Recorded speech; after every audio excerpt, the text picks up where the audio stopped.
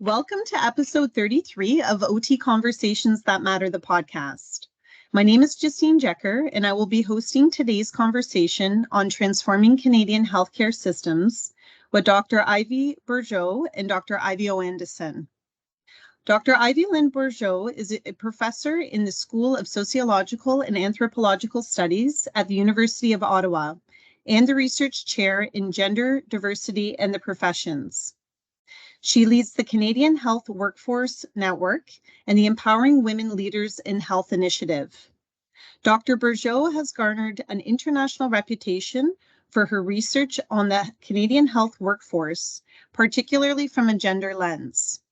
She has also been involved with Health Human Resources Professional Issue Forum at the Canadian Association of Occupational Therapy Conference in Saskatoon 2023, and supported me in writing the occupational therapy chapter for Health Workforce in Canada textbook coming out again before Christmas 2023. Dr. Ivy Oandasan is a full professor with the Department of Family and Community Medicine at the University of Toronto. An active family physician, she has been involved in teaching and research since 1997. Dr. Oandasan's main scholarship has been in curriculum development, evaluation, and research related to interprofessional education and competency-based family medicine education. Dr. Oandasan was the inaugural director of the Office of Interprofessional Education at the University of Toronto in 1996. Now as the Director of Education at the College of Family Physicians of Canada, she is charged with enhancing undergraduate and postgraduate family medicine education. In November 2022, Dr. Oandasan and Dr. Bourgeault became co-leads of the $45.3 million federally funded project entitled Team Primary Care Training for Transformation to support team-based comprehensive primary care across disciplines across the country. We are truly fortunate to have two health systems leaders on our podcast today, both of whom are not occupational therapists, but whose knowledge contribute greatly to the shaping and future direction of our profession. The idea of transforming Canadian health systems is one of the biggest discussions taking place across the country. There are multiple people, government agencies, and healthcare organizations engaging in various acts of change agency to evolve and hopefully integrate our numerous health systems. Thank you both for joining me today to tackle this big topic. For our listeners, we're very honored to have two Ivies on the podcast. So to help with understanding who's speaking today, Ivy Bourgeault will be IVB and Ivy Oandasan will be IVO. And I'll try to make sure not to get those mixed up. And to get the conversation started, let's start with, why do you think transforming Canada's healthcare systems is something that we should all be invested in? And I'll start with IVO. Thanks so much, Justine. And it's just a privilege to be here and talking to you and OTs and other health professions across Canada and elsewhere. I hear you have an international base, so hello to all. Canada is experiencing a crisis, a primary care crisis. And this is not unfamiliar to many other countries, but for us, and as a family physician in myself, recognizing that there are so many of our Canadians who do not have access to a family physician or a nurse practitioner or a primary care provider that can actually support them at this particular time is really disheartening. And for governments, the issue that they often have, it's the easiest solution: just create more seats, just create more. The challenge is that our health workforce will never be able to create enough to just do it if we think about working, providing care in a silo way, right? Gone are the days of the solo practitioner in the office who could try to do it all. The complexity, chronicity, the acute issues that we have right now require that every patient, every client, every Canadian who actually has a healthcare issue that's complex, they need a team. They need the family physician, the OT, the PT, the physiotherapist, the pharmacist who will work collectively together and understand that that is a value set that they don't work just for themselves. They work for the patient, and to understand that they need to connect the work that they do and understand who is, and being curious as to who is part of that patient's team. And the challenge is that we train all our health professionals in silos. We train individually, and we actually don't necessarily focus in on having training with, from, and about the other healthcare providers. And that's what this project is actually aimed at. We have to train the health workforce in primary care to do things differently. And you can't do that without actually changing people's behaviors. And the best way to change people's behaviors, it's not money. You can't just people give money to say, hey, do this and do that change. You actually need to focus time and energy in helping them to re-look at the way they provide care and re-behave in a different way. And that's what Team Primary Care was all about. We know that there's funding being put into the system, in the primary care system, to change how physicians are being remunerated, change models that are now more team-based so that you can have other health professionals that are actually funded to work in the primary care sector. And we are seeing different models. But those two elements alone, money and infrastructure, won't change the way healthcare professionals work. You actually need to, in fact, spend time to change their behavior, and training is the way to do that with, from, and about each other.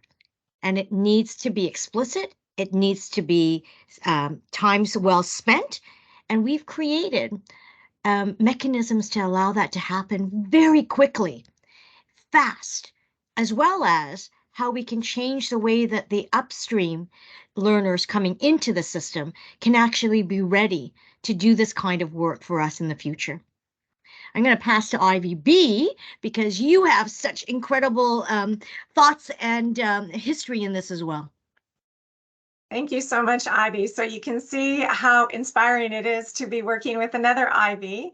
When Ivy asked me to come on to this initiative, Team Primary Care, it's very difficult to say no to her.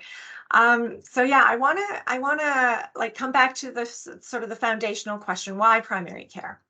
Because I wouldn't say that I was a primary care researcher.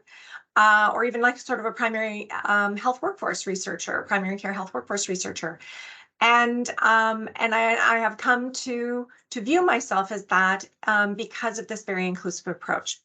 Okay, so why primary care? As Ivy noted, we have a crisis in primary care, and part of that crisis is access. Every day, every month, we are hearing about Canadians who do not have access, and those who do have access may have suboptimal access to primary care. We know that we rate very poorly in comparison to, sister countries in terms of access, timeliness to primary care. So we have a real crisis on our hand. And unfortunately, not to be a Debbie Downer, that crisis isn't going to get better soon. And this is not a crisis, as Ivy says, that we can recruit our way out of. It's not just about adding more. And even if we were to add more, which is part of a solution, it's not the only part, we need to figure out how people are working better together. So primary care is really critical in terms of the crisis of access. It's also critical in terms of how it's the foundation for other parts of the health system. The other crises that we see in the system are emergency rooms and emergency room closures, and not even scheduled emergency room closures, emergent emergency room closures.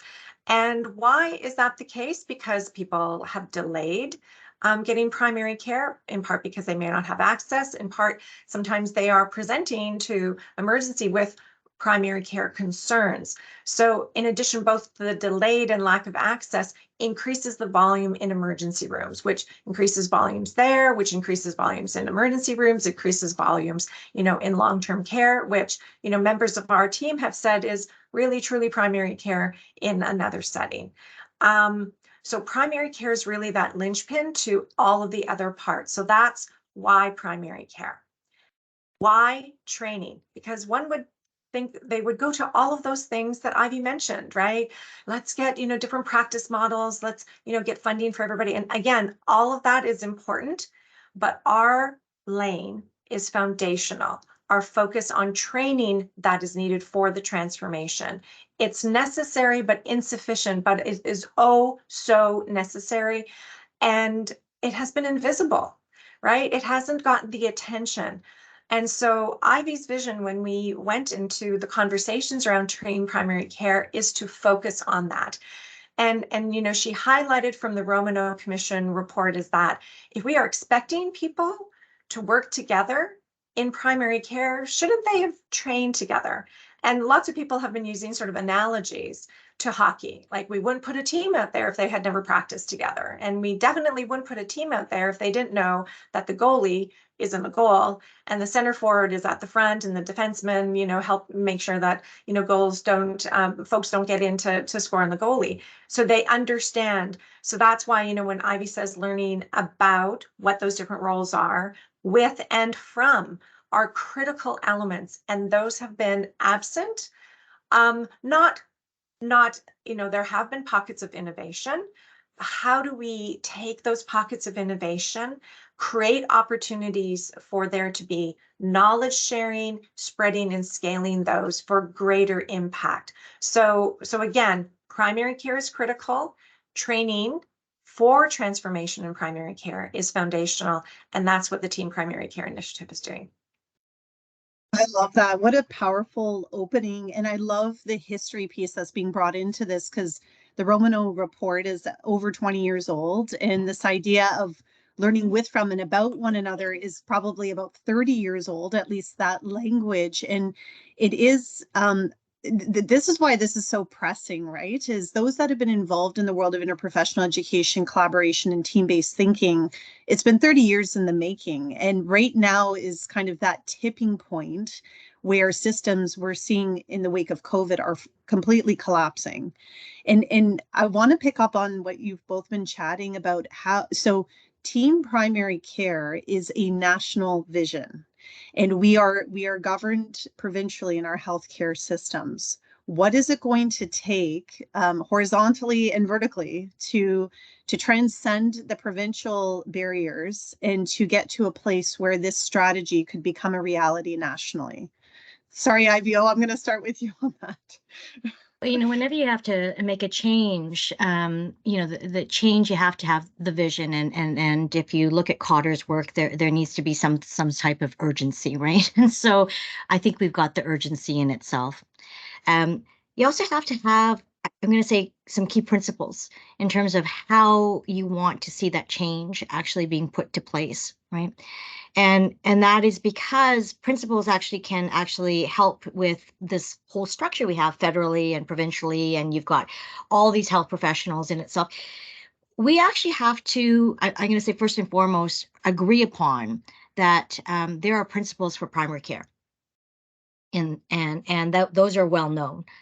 And those principles should guide how policymakers create their policies, how funding structures are put into place, and how we actually look for that kind of accountability and evidence that comes along.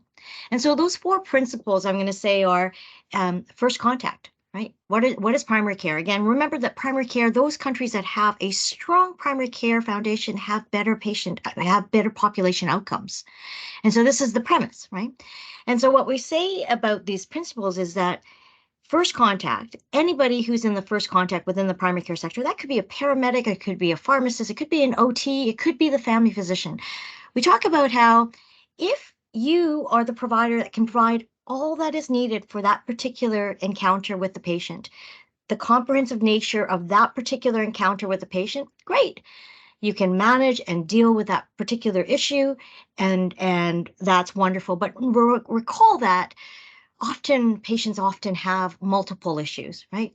Homelessness, it could be issues related to loneliness, it could be issues related to a chronic disease, it could be that they may be a cancer that is kind of brewing, right?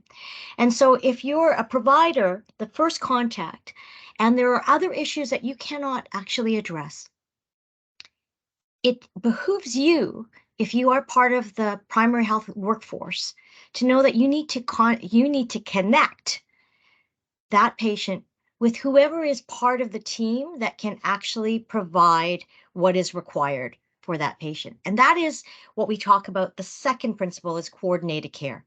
You need to be able to coordinate the care with whoever else is part of the team for that particular patient. And ideally, that team is in fact somebody, a continuous team, somebody that the patient actually knows on a more regular basis.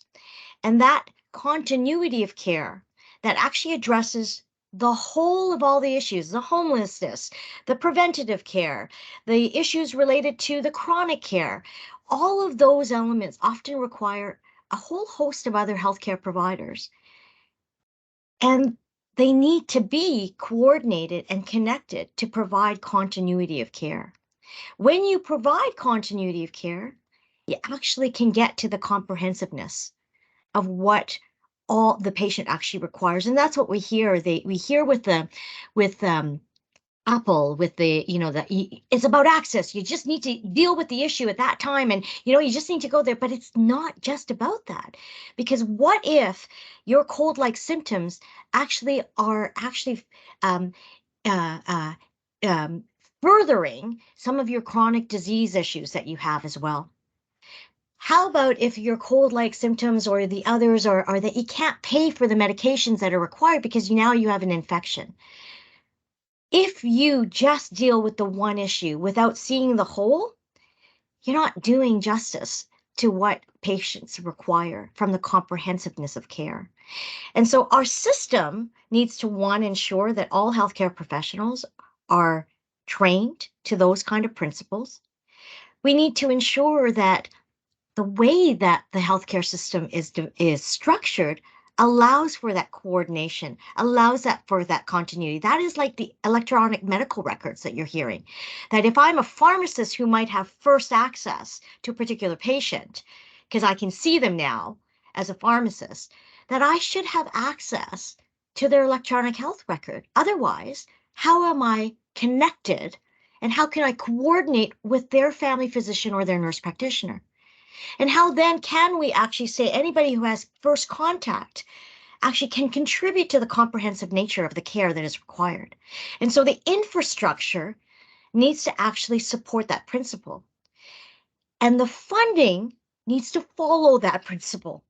And so if we know that it's not just a family physician who actually can provide the fullness of the comprehensive care, because an OT can come into the picture and be able to support the mental health care needs of a particular patient, which I never knew about. I was never had an OT in my practice, but the funding mechanisms follow those principles. And that is why we actually need to shift the way in which we actually provide primary care in this country. And that transformation that has to go federally, provincially, across every health profession, across every health professional education system that we have, across universities, across the social services, we actually need a driving set of principles that help us to understand the how we can do this and abide to that. Pass to you, Ivy. Thank you. So yeah, thank you for the segue. Again, in terms of all of the different layers of the different partners, stakeholders that need to be involved. And so this is a federally funded initiative. It is bringing together a variety of different professions, including occupational therapy, physiotherapy, dietetics, family medicine, nurse practitioners, physician assistants, just over 20 different practitioner groups. And so and those folks are organized nationally, provincially, and locally in different training programs, university, colleges, etc. So there are these multiple layers. So although we say, healthcare is the jurisdiction of the provinces and territories, the federal government has a role to play, and so do municipal governments. So it's a multi-layered system with different layers of responsibilities, and so too in the case of training. You have federal government coordination and support for initiatives that really want to spread and scale some of the pockets of innovation that we see in provinces and territories, but also in local universities, colleges, etc. So there are all these layers working. And what Team Primary Care is trying to do is to recognize what that landscape is, who all needs to be involved and when. So we have folks who are doing some work in specific training programs, or they've linked up, for example, in the case of family practice nurses, right? Nurses who get a registered nursing degree out of their training often do not have any dedicated training in primary care. And so we have schools in Newfoundland, in Quebec, in Alberta, creating those linkages. They made it very clear that if they want to spread and scale beyond those particular programs, that we need to get others involved. We need to get professional associations and unions involved. We need to get, the organizations that accredit programs. So we need accreditors at the table. We need to also be mindful of what are the requirements in the different provinces and territories for regulation in order for individual practitioners in order to get a license. So we need to understand that complex environment. We need to engage stakeholders in a way that's very mindful of the role that they play. And everybody plays an important role in addressing the primary care workforce crisis. We just need to together identify what that role is and to identify some really quick win actions, for them to undertake. So it is a completely legitimate initiative to have at a federal level, because we are working at all of those different levels across practitioner groups, across provinces and territories, across the different stakeholders. So if you think of this as a matrix of different stakeholders, we just need to ensure that everybody needs to know what this is about and what role they play within the system. And if I can bring it back to, occupational therapy, that I think some occupational therapists don't necessarily see themselves as primary care providers. And I think a number of the people that we've brought to the table also did not see themselves as primary care providers.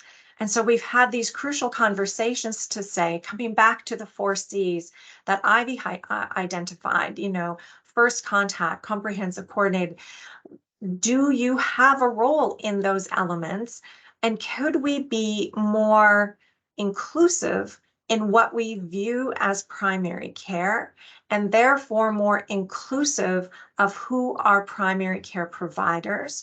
And then could we enable everybody to know what everybody has done in those spaces? And also just to recognize, just picking up on Ivy's point, there's just no way that one provider can know everything that needs to be known in the provision of comprehensive primary care. And everybody has chosen a particular profession, including occupational therapy, including family medicine, becoming a nurse practitioner.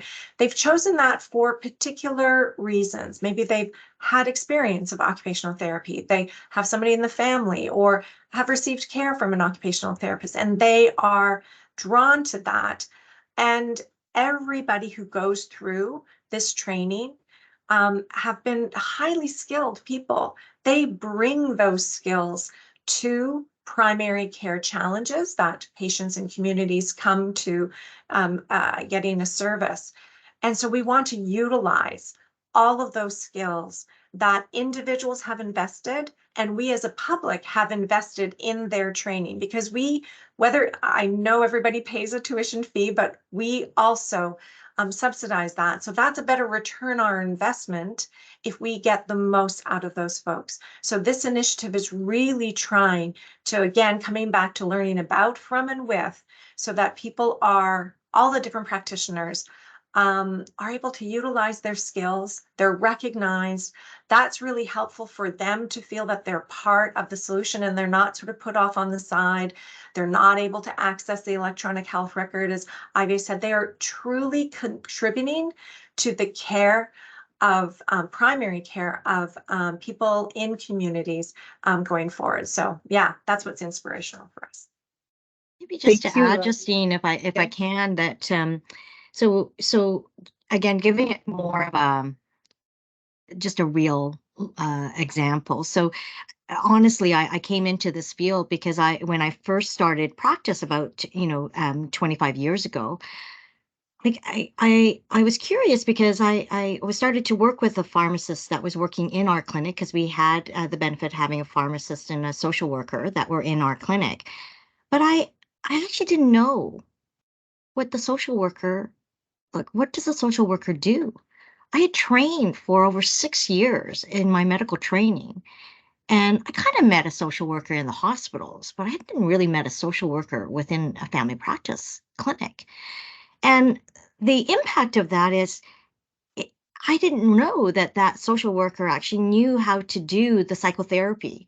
Knew it not only, I thought it was, oh, you'll help with the resources and the funding component, but I didn't know that there was also a component of social work, which also is with OT, that there is the mental health counseling, et cetera, that can go along with that. Well, how does that impact me? And how does that impact the patient? Well, it's wait time. You would have to wait for 4 to 6 weeks potentially to see me again to actually address an issue. That patient could have actually been seen in a more comprehensive way if I knew that I could refer to that social worker quickly and that the care would be provided quickly. Okay, so let's break that down. Then you need to know what the other health professions do. Well, where do you learn that? Right now, it's happenstance. It's like, oh, you happen to be there, that you're on your rotation, and oh, okay, you're an OT. Oh my gosh, what do you do? And the whole learning about occupational therapy is from that person who you bump into on a rotation. How does that help patient care? It doesn't help patient care. And so what we're saying with Team Primary Care is structure it within the programs, within the training programs at a pre-licensure level. Let us ensure that everyone knows what other health professionals do in the various different contexts. And our context is in primary care. So to learn that, it's very hard to learn it in a book, so that you need to offer people workplace setting learning situations. Put our physicians and our occupational therapists and our pharmacists and give them time to learn about, from, and with each other related to true patient issues when they're still training. And that's the ideal. But if right now we have a crisis and we need to change how people access care, you need to develop team-based care now. And so we can also do this within many of the provinces are putting in new infrastructures and new funding models. So you're hearing every day in the news, oh, this province is moving and putting on another patient medical home or team-based models of care. And they just do it by money and infrastructure. And they forget that you need to coach them. But we know that if you coach people to help them understand what they do, then you can refer to the right person at the right time. And gosh, patient care can actually be much quicker, much more comprehensive. And wouldn't it be nice to be valued? We've had so many, I've been in so many, introduced to so many new team members in my years as being part of a family health team. And so you have the welcome to the new nurse practitioner and let's have a tea for them. And then that's it. And then the nurse practitioner leaves because they haven't been optimized. They haven't been valued in the team. Nobody knows what the nurse practitioner does. And so what is that like for a nurse practitioner who comes in so excited to be part of a team and contribute, and then absolutely nobody knows what you do? No. And so if we are going to successfully, even right now when we are trying to improve the access to care, and there are new funding models and there are new opportunities, right? We need to actually figure out and put a model and a method in place. And again, our team primary care would say, don't forget the training. It's essential. And you need to actually train all team members. Whenever a new person comes in, a new health professional comes in, it actually is a bit of a, it kind of, it is a domino effect because it impacts everybody in terms of what they do, to reflect upon how do you integrate another healthcare professional that's providing a specific need to a particular patient population. How do you value and make that healthcare provider optimize their contributions to patient care? And that helps me as a family doc that's tired, and you're hearing all the family docs that are tired. Oh my gosh, let's share the load. Share the load. Absolutely. And let's learn what each individual person does. There's skill sets that are brought forward by professions, but intra-professionally, there's many, many differences. So from one OT to the next, one social worker to the next, getting to know the skill set, but getting to know them as a person and what they bring to the table. It's knowing your tools in your toolbox, right? This is kind of the basic understanding of IPE, is know what you have so that you can really focus your energy on one or two places and not be spread so thin. So IVB, I'm wondering how does this then segue into this idea of we need a national primary care strategy? Because we've talked about the idea of infrastructure being the core foundation for both training and regulation and everything that happens in between in practice. But how do we get to getting this national care primary care strategy created and then implemented across the country? Thank you for asking. It has been weighing on our minds quite a bit. I think it's really important that we have a primary care strategy that also includes, Ivy has talked about it as sort of four legs of a stool, right? That education and training is one leg of the stool, necessary but insufficient in and of itself. But that has been one leg of the stool that has been ignored. There's the care, there's the funding, there's the research. So all of those need to hold up this new primary care system, this renewed primary care system. And each of those legs of the stools need to be aligned, right? They need to be the same length, so that it's not so wobbly.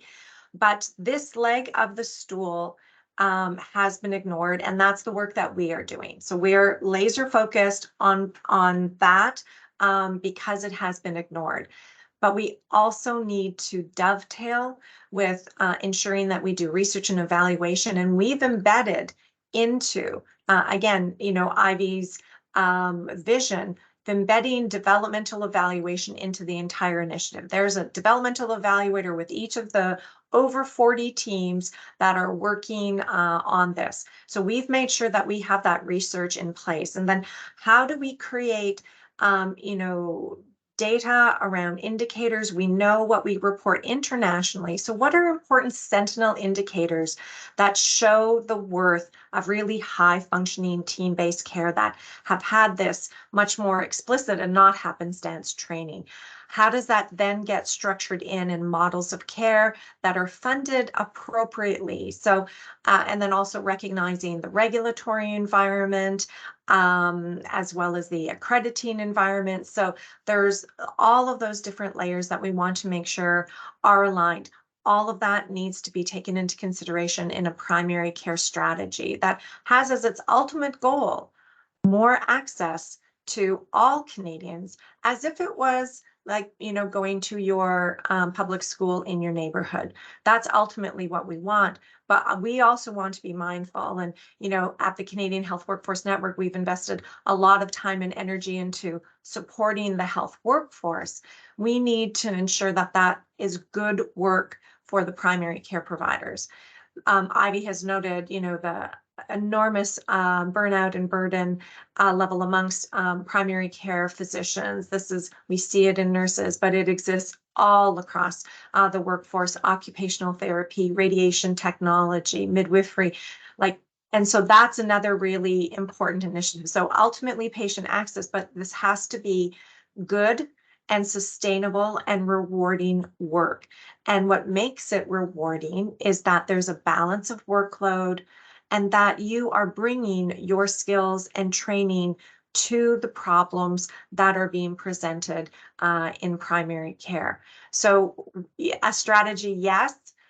Education and training absolutely has to be a part of that.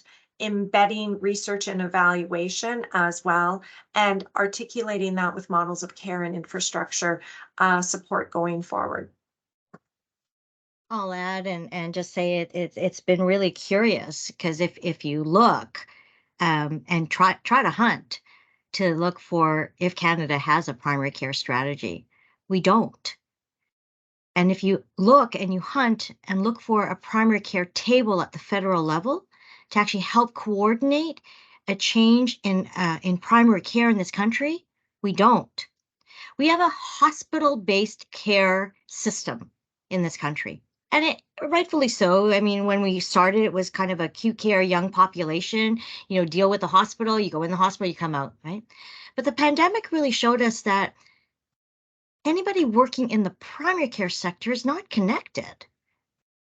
We had to go and find our own PPE because we didn't actually, if I worked in a hospital, I would have all of those things for me, right? All of the information would come because you're connected within a hospital sector. Within the primary care sector, the pharmacist in the community, the family doc that's actually down the street, nobody has thought about how do you actually provide the kind of information and care to a system that supports primary care. Now you've got bilateral agreements that have been given to all the provinces. And really, they've given the money. Now it's up to the provinces. And yet you hear that each province is in fact doing it their own way. Each province, they're not even talking together about how they're delivering primary care. Where is the table to help support the strategy to help us have a foundational primary care system in this country? We don't have it. We think Team Primary Care was a start because our process was to bring all the health professions. Again, ask yourself, is there an organization that's actually helping support? The closest is the Canadian Health Workforce Network, which is one of the reasons why I connected with Ivy at the very beginning of this project, because we wanted it to model Team Primary Care. It needed to be with all the health professions as well. But ask yourself again, is there a table where there is all the health professions that are working in primary care? Is there an organization that supports that? It does not exist. We are silo-based organizational systems here in this country. You can't do that if you're looking for system transformation, because system transformation is not uniprofessional. System transformation is interprofessional, intersectoral, interprovincial, and it goes across from the FPT levels.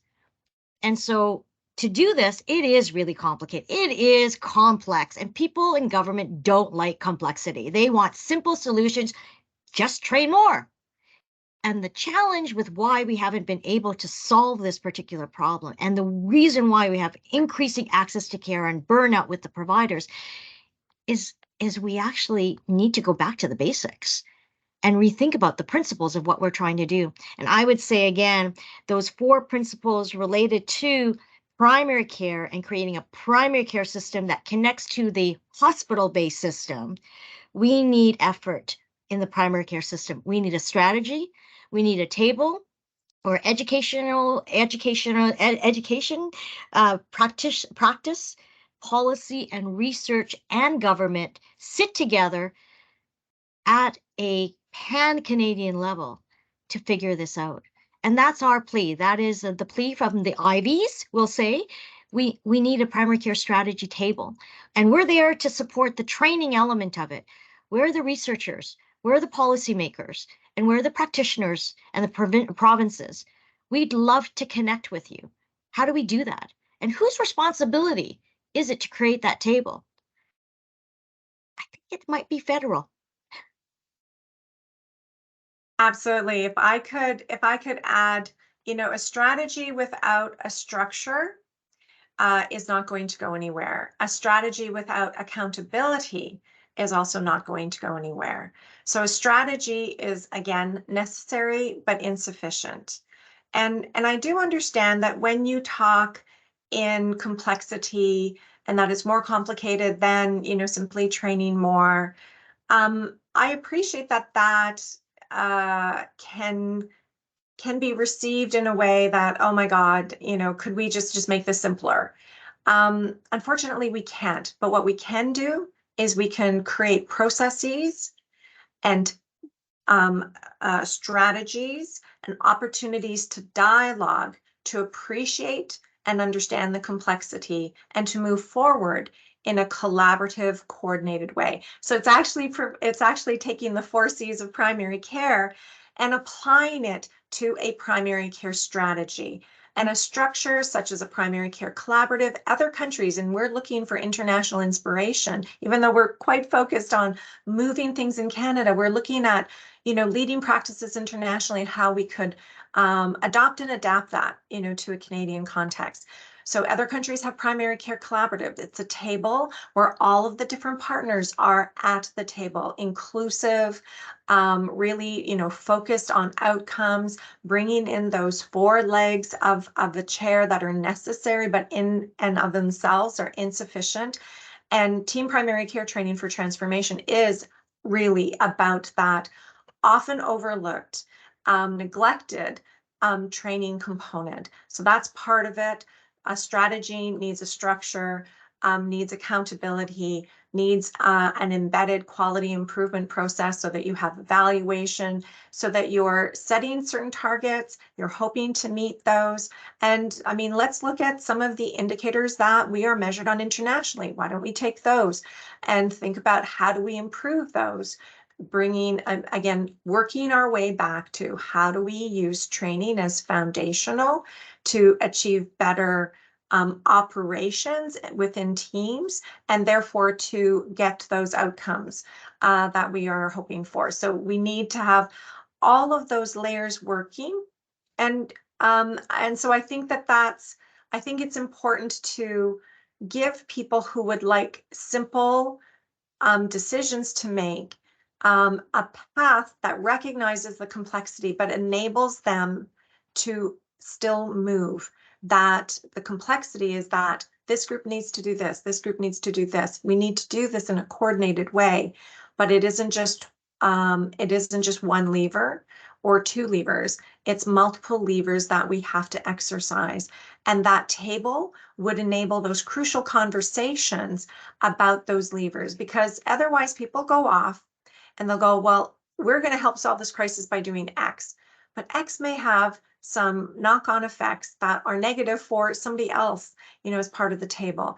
If we have a table, and this is, just even our table, our interprofessional collaborative table for training has been enormously helpful to create those dialogues just for the collaborative work that needs to happen at a training level. So we need to take that and have those 4 different legs coordinated. That is both an outcome of the strategy and would be the vehicle by which a strategy becomes implemented. And we're hoping that we've made the case how that type of an investment in primary care is critically important. Thank you so much for those words, IVB. Yeah, this podcast is maybe the most powerful one I've been. It's been a privilege to be a part of, and I do want to leave our listeners with a thought in their mind as we close the podcast. But is there a prototype out there? And I know we've referenced international examples, and even earlier in the conversation, some things happening in Canada. But is there a beacon that we're shooting towards that's a visual that currently exists? Maybe in Canada, maybe outside of Canada, but what would be that starting point that maybe the average clinician can wrap their mind around, that this is maybe where we could start when we look at our cross-Canada journey? So I'll start and just say that in each of the provinces, there are stars that are there. I'd say that the community health centers has been a model that's been put into place for many, many years, really specifically for particular populations, right, of care, and really took a model of primary health care, which really looks at the social determinants of health. And that kind of model, modified in certain ways, is what is actually working. There's places in Alberta that we know from some of our projects that have adopted principles of a CHC, but putting it into a different kind of patient medical home model that is structured using funding in a particular way, and infrastructure, and really showing incredible results. What we're seeing with these models, I'm going to just add one other thing, is that as a family doctor, one of the most challenging things for me is it's not what the right medication is. It's about when the senior patient in my practice actually is really lonely, and I want to try to prevent depression, and I want to try to prevent any other conditions that would be coming forward for that particular patient. And I don't have a connection point. And what we're finding from our project is, interestingly, there are roles that we haven't thought of that are required in teams. Some of those roles are things like the link worker or a social prescriber, who actually can help with connecting the patients that actually don't have a lot of the disease-oriented components of it, but they actually have a lot of the social determinants of health conditions. And in a typical primary care team, you actually don't have that embedded into place. OT and social work may be able to help a bit, but when you're talking about, and to help a lot, when we're talking about connecting with populations, having a cultural health broker to work with the primary care team actually makes a huge difference. And so the kind of models we're looking for are a new way of looking at primary care and primary health care, a connection point that actually looks at what are the kind of roles that are required for that comprehensive care, that's not just thinking about a disease-oriented approach, but looking at it as a whole. And I'd say that, as I said, the CHCs are a start here in this country.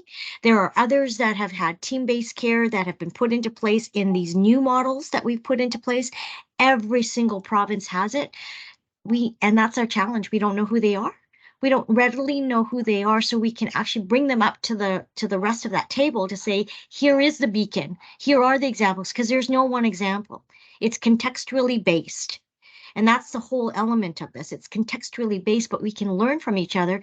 We don't have a table in which we can actually share those learned examples.